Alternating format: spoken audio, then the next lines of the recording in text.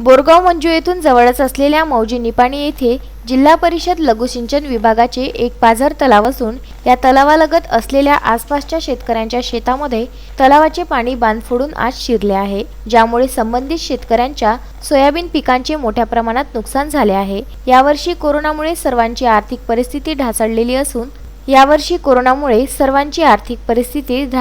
आहे। अशातच या महामारीपासून शेतकरी सुद्धा संकटात आला आहे। अशातच कसेतसे कर्ज करून शेत पेरणी केले आहे आणि त्यात ह्या लघुसिंचन विभागाच्या हलगर्जीपणामुळे दरवर्षी तलाव भरल्यानंतर तलावाचे पाणी आसपासच्या शेतामध्ये शिरते।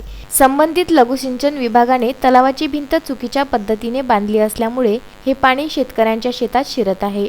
जे शेततलाव निर्माण करण्याच्या वेळी शासनाने अधिग्रहण केले होते त्यावेळी सर्वे नंबर 444 पर्यंतच अधिग्रहण करण्यात आले होते, मात्र शेत सर्वे नंबर 445 हे अधिग्रहण न करून सुद्धा या शेतात बांध फोडून दरवर्षी पाणी शेतात शिरते व खरीप पिकांचे नुकसान होते। गेल्या 2 वर्षाआधी तलावाच्या भिंतीला भरी भरण्याचे काम एका खासगी कंत्राटदाराला देण्यात आले होते।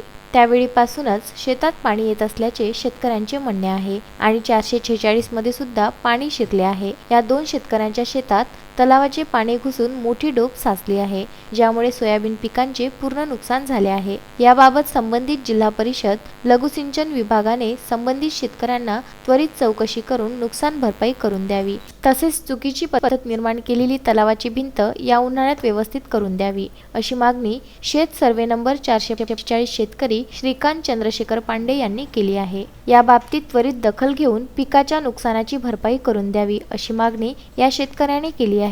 तसेच या बाबीची तक्रार जिल्हाधिकारी व पालकमंत्री यांना करण्यात येत असल्याचेही या शेतकऱ्याने सांगितले। संतोष गवई, विदर्भ न्यूज, बोरगाव मंजू।